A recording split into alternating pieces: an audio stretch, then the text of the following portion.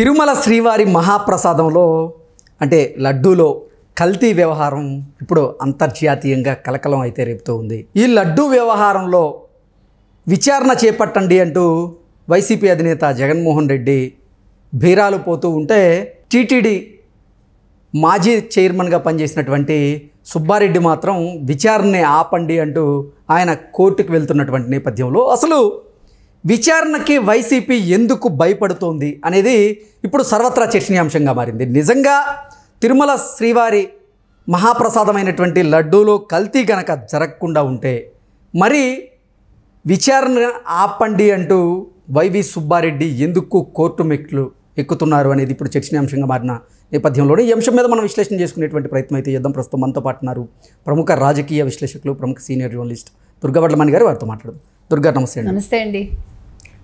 తిరుమల శ్రీవారి మహాప్రసాదమైనటువంటి లడ్డూలో కల్తీ జరిగింది అనేటువంటి వ్యవహారం ఏదైతే ఉందో ఇప్పుడు అంతర్జాతీయంగా అది కలకలం రేపుతున్నటువంటి నేపథ్యంలోనే ఈ లడ్డూలో నిజంగా కల్తీ జరిగి ఉంటే విచారణకి ఆదేశించండి అంటూ నిన్న వైసీపీ అధినేత జగన్మోహన్ రెడ్డి బీరాలు పోతూ ఉన్న నేపథ్యంలోనే అదే వైఎస్ఆర్సీపీకి చెందినటువంటి అలాగే తిరుమల తిరుపతి దేవస్థానానికి మాజీ చైర్మన్గా పనిచేసినటువంటి వైవి సుబ్బారెడ్డి మాత్రం ఆ విచారణని ఆపండి అంటూ కోర్టులు మెట్టెక్కుతున్న నేపథ్యంలో అసలు విచారణకి వైసీపీ ఎందుకు భయపడుతోంది అనేది ఇప్పుడు సర్వత్రా చర్చనీయాంశంగా మారింది. ఏంటి కారణం ఏంటి? ఇవాళ లడ్డు అనేది ఒక అంతర్జాతీయ భక్తుల మనోభావాలను దెబ్బతీసినట్టుగా తెలుస్తోంది మనకి. ఎందుకంటే అంతర్జాతీయంగా ప్రతి ఒక్కళ్ళు గగ్గోలు పెడుతున్నారు ప్రపంచవ్యాప్తంగా లడ్డు విషయం విన్నాక. జగన్మోహన్ రెడ్డిని తిట్టు తిట్టకుండా తిడుతున్నారు. ఇది చిన్న విషయం కాదు కదండి, ఎంత పెద్ద అపరాధం అసలు. సంప్రదాయాలు నమ్మే వాళ్ళకి, దేవుణ్ణి నమ్మే వాళ్ళకి, ముఖ్యంగా వెంకటేశ్వర స్వామిని నమ్మే వాళ్ళకి లడ్డు అంటే టీటీడీ తిరుమల తిరుపతి దేవస్థానంలో వెంకటేశ్వర స్వామి పేరిట మనకిచ్చే మహాప్రసాదం ఏదైతే ఉందో లడ్డు, దానికి ఉన్న విలువ ప్రపంచంలో ఇంకా ఏ ప్రసాదానికి లేదనడం ఇంకా ఏ ప్రసాదానికి లేదనడంలో ఎటువంటి సందేహం లేదు. ఇవాళ ప్రతి ఒక్కళ్ళు చాలా అంటే బాధాతప్త హృదయాలతో వాళ్ళు ముందుకు వస్తున్నారు.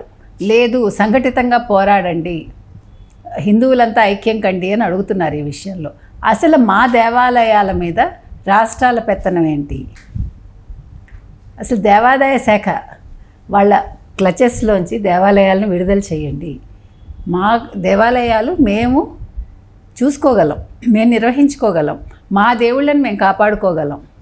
మా ఆస్తులు చూసి మీరు వాటిని ముట్టుకోవద్దు, వాటి మీద కన్నేయొద్దు అంటున్నారు.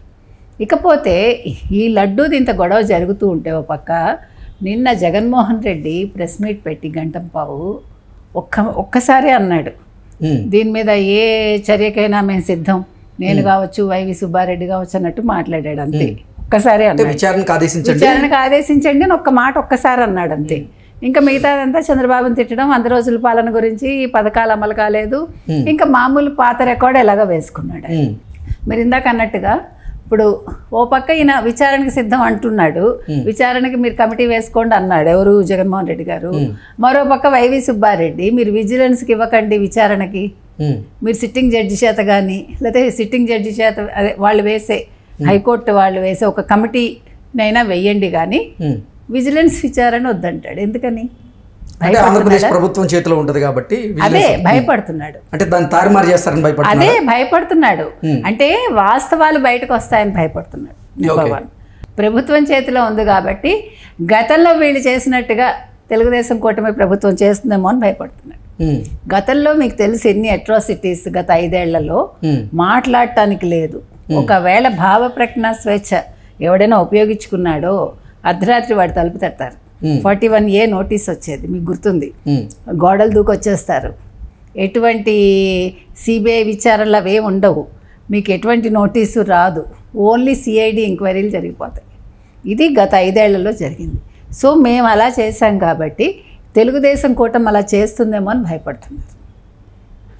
అసలు ఎందుకు భయపడాలి? మీరు నిజంగా తప్పు చేయకపోతే మీకు అసలు మీరు ఎక్కడైనా చెప్పండి కృష్ణ, ఆవు నెయ్యి 300 చిల్లరకి ఎక్కడైనా దొరుకుతుందా కిలో? మనందరం నెయ్యి వాడతాం, దేవుడికి ఆవు నెయ్యి ప్రత్యేకంగా కొంటాం. చేతి మీద మనం వాడుకోవడం అంటే అన్నంలో తినడానికి వాడుకునేది మనం గేదె నెయ్యి కొనుక్కుంటాం. ఇది ఇంచుమించు మీకు వెన్నే 600 700 ఉంది. ఏది మీరు ఒక విజయ కొనుక్కున్నా మరొకటి కొనుక్కున్నా అది మీకు తగ్గుతుంది క్వాంటిటీ. మరి ఆవు నెయ్యి మనం 900 అట్లా ఇచ్చి కొంటాం దేవుడికి పూజకి. మరి ఆవు నెయ్యి మీకు 300 చిల్లరకి రావటం ఏంటి అంటే వాళ్ళు చాలా రిచ్ వాళ్ళ ఆ కంపెనీ వాళ్ళు. అసలు నువ్వు ఎందుకు రివర్స్ టెండరింగ్లు చేసావు, నువ్వు అసలు ఎందుకు టెండర్ మార్చావు, నువ్వు ఎందుకు నందినిని వద్దన్నావు, నువ్వెవడవయ్యా, నువ్వు అసలు డబ్బులు ఇస్తున్నావా, భక్తులు ఇస్తున్నారు దేవుడికి. భక్తులు ఇచ్చే డబ్బులకి నువ్వెవడవు అసలు నిర్ణయం తీసుకోవటానికి. పాలక మండలి ఆమోదం ఉందా, ఒకవేళ పాలక మండలి ఆమోదం ఉండుంటే వాళ్ళ మీద కూడా చర్యలు తీసుకోండి. ఒక వైవి సుబ్బారెడ్డి, ఒక భూమన కరుణాకర్ రెడ్డి, ఒక అధర్మారెడ్డి, ఒక జగన్మోహన్ రెడ్డి, నెక్స్ట్ పాలక మండలి, ఇంకెవరెవరు అక్కడ ఇన్వాల్వ్ అయ్యారు. అధర్మారెడ్డి అయ్యాడు కదా. ఓకే, అది అందరూ చెప్తున్నది, మనం ఏం చెప్పట్లా. ధర్మారెడ్డిగా ఉండాల్సిన వ్యక్తి 9 ఏళ్ళు అక్కడ పాతుకుపోయి అధర్మాలకి తెరలేపాడు. కాబట్టి ఇవాళ లడ్డూ విషయం అనేది చిన్న విషయం కాదండి. మీకు గుర్తుంటే మనం రామాయణం చదువుకున్నాం అందరం ఇంచుమించు. అంటే కొద్దిగా గొప్ప చదవని వాళ్ళు ఉండేది, వాళ్ళ వ్యక్తిగత ఇష్టాలు, అది మాట్లాడటలే. రామాయణంలో ఎందుకు విశ్వామిత్రుడు రాముడిని అడవికి తీసుకెళ్తాడు, మారీచ సుబాహులు వాళ్ళు రక్తము ఎముకలు అవంతా కూడా యజ్ఞయాగాదులు జరుగుతుంటే వేస్తారు, మీకు గుర్తుంటే. సేమ్ అలాగా ఇక్కడ వీళ్ళు జంతువుల కొవ్వు వేయటం ఏంటి అంటే వీళ్ళు కూడా రాక్షసులా? ఓకే, అంటే తిరుమల శ్రీవారి ప్రతిష్టను నిజంగా దిగజార్చేందుకే ఇటువంటి ప్రయత్నం చేసి ఉంటారు అని మీరు భావిస్తున్నారా? ప్రతిష్ట కాదండి, ఇక్కడ మా హిందువుల మనోభావాలతో ఆడుకున్నారు వీళ్ళు. ఇప్పుడు ఎంత శాంక్టిటీ అండి. అసలు ప్రసాదం అనేది దాన్ని మీరు చేసేటప్పుడే చాలా పవిత్రంగా చేస్తారు కదా. అంటే ఒక మంచి భావనతో చేస్తాం మనం.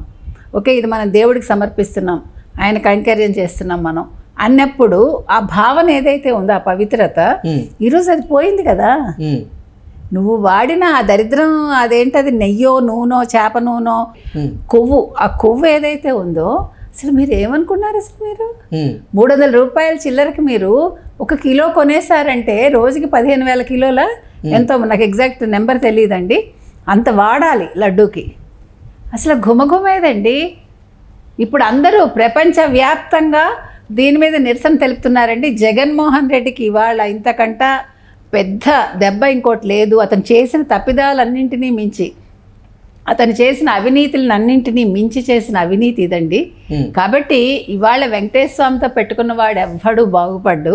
మామూలు చావు ఎవడు కోరుకోవట్లేదండి, ఆయన చచ్చిపోవాలని ఎవడు కోరుకోవట్లా, బాగా అనుభవించాలని కోరుకుంటున్నారు ప్రజలు. మానసికంగా శారీరకంగా ఆయన అనుభవించాలి, దీని దెబ్బ ఏంటో తెలియాలి దేవుడితో పెట్టుకుంటే అనేది ప్రజలు ఇవాళ కోరుకుంటున్నారు. కాబట్టి ఇవాళ వైవి సుబ్బారెడ్డి అసలు కోర్టు మెట్లు ఎందుకు ఎక్కాడు? దమ్ముంటే ఎదుర్కోవాలి. మీరందరూ దమ్మున్న వాళ్ళు కదా వైసీపీ వాళ్ళు, మీరు ఎక్కడా వెనక్కి పారిపోరు కదా. కాబట్టి ఇవాళ మీరు ఎదుర్కోండి, విజిలెన్స్ విచారణ వస్తే ఎదుర్కోండి, మీరు ప్రూవ్ చేసుకోండి. ఇప్పుడు ఆ కంపెనీ వాళ్ళు ఏదో వచ్చేసి ఏఆర్ కంపెనీ మాది చాలా నాణ్యమైంది అంటే, నాణ్యత అంటే ఏంటి నీకు తెలుసా? అవన్నీ టెస్టులు జరిగాక ఎక్కడ టెస్టులు చేశారు? ల్యాబ్ ఉందా మీకు? ఇప్పుడు నిన్న ల్యాబ్ టెస్ట్ అయ్యాకే కదా గుజరాత్లో చేయించాక కేంద్రం కూడా దీని మీద దృష్టి పెట్టింది కదా. ఇవాళ ప్రపంచవ్యాప్తంగా హాహాకారాలు చేస్తున్నారు భక్తులందరూ. ఇవాళ నేషనల్ మీడియా కాదు, ఇంటర్నేషనల్ మీడియా కూడా దీని మీద దృష్టి పెట్టింది. ఎందుకంటే వెంకటేశ్వర స్వామి అనే దేవుడు ఇంటర్నేషనల్ గాడ్, ఆయన అంతర్జాతీయంగా ప్రతి ఒక్కరికి కావాల్సిన వాడు. అంటే హిందువులు అన్న వాళ్ళకి, వెంకటేశ్వర స్వామి మీద నమ్మకం ఉన్న వాళ్ళకిను. రెండోది ఇవాళ వాటికాన్ కంటే కూడా చాలా ఇంపార్టెంట్ టెంపుల్ అండి వెంకటేశ్వర స్వామి టెంపుల్. ముస్లిమ్స్ కూడా వెళ్తారు మనకు తెలుసు, ఏమి తప్పులేదు అందులో. ఇప్పుడు మనం దర్గాలకు వెళ్తాం కదా, ఏమండి మనం ప్రతి దాన్ని గౌరవించాలండి. వేరే మతమైనా గౌరవించవచ్చు, మన దాన్ని మనం గౌరవించుకుంటూ పక్క మతాలు కావచ్చు, పక్క మస్జిదులు కావచ్చు, చర్చిలు కావచ్చు, అందరం వెళ్తాం, తప్పులేదు అందులో. గిరిగీసుకుని ఎవడు కూర్చోక్కలే, కానీ ఎవరిని కించపరచకూడదు, ఎవరి మత భావాల్ని మనం బాధ పెట్టకూడదు. ఓకే అండి, థ్యాంక్ యూ సో మచ్.